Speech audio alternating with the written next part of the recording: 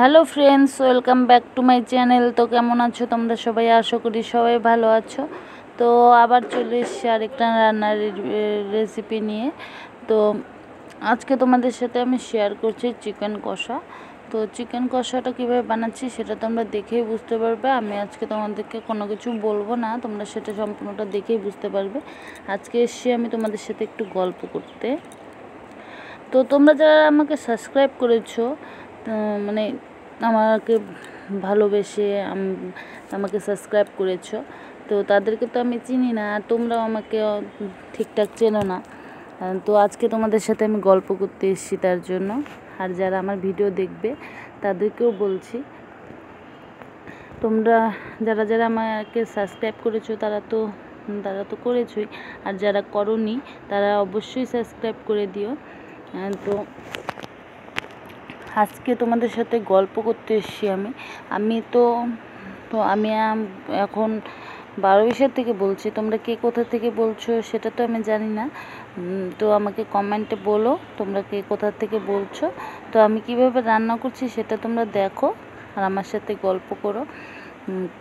তো আমি তো এখন বলে যাচ্ছি, তোমরা আমাকে কমেন্টে বলো, আমি কমেন্টে তোমাদেরকে রিপ্লাই দেবো। তো আমি দেখো চিকেনটা যে বানাচ্ছি, তো আজকে একটু অন্যরকম করেই বানাচ্ছি। চিকেন অনেকভাবেই বানানো যায়, আমি আজকে একটু অন্যভাবে বানাচ্ছি।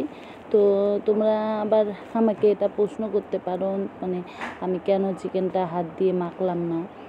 তো তোমাদেরকে সত্যি কথা বলতে, যে আমি চিকেন বা কোনো কিছু লঙ্কা দেওয়া কোনো কিছু জিনিস আমি হাত দিয়ে মাখি না। তোমরা এটা একটু বেশি বাড়াবাড়ি মনে করবে হয়তো, কিন্তু আমি হাত দিয়ে মাখি না, কারণ আমার হাত মানে লঙ্কার জিনিসে না আমার হাতটা প্রচণ্ড জ্বালা করে।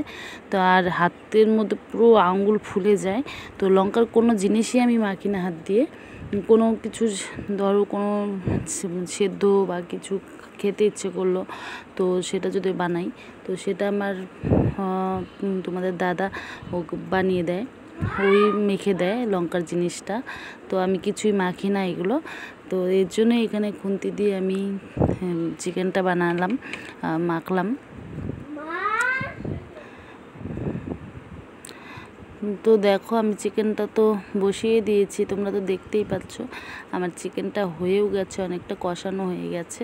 ভেবেছিলাম এরকম কষানো নামাবো, কিন্তু দেখো কত সুন্দর হয়েছে দেখতে। তো আমি একটু এখন ঝোল দিয়ে দিলাম। তো বেশি এই গরম, প্রচণ্ড গরম পড়েছে, তো হালকা পাতলা সবসময়ই খেতে হয়, খাওয়া হচ্ছে গরমের মধ্যে। তো মাছের পাতলা ঝোল এরকমই খাওয়া হচ্ছে। তো ভাবলাম আজকে একটু চিকেন খাই, তো তার জন্য তোমাদের দাদা নিয়ে এসছে। তো দেখো আমার চিকেন রান্নাটাও হয়ে গেছে, আর কালারটাও কত সুন্দর এসছে দেখো। তো তোমাদের কেমন লাগলো ভিডিওটা অবশ্যই তোমরা জানিও, আর আমার সাথে কথা বলে কেমন লাগলো সেটাও জানিও। তোমরা সবাই খুব ভালো থেকো, বাই।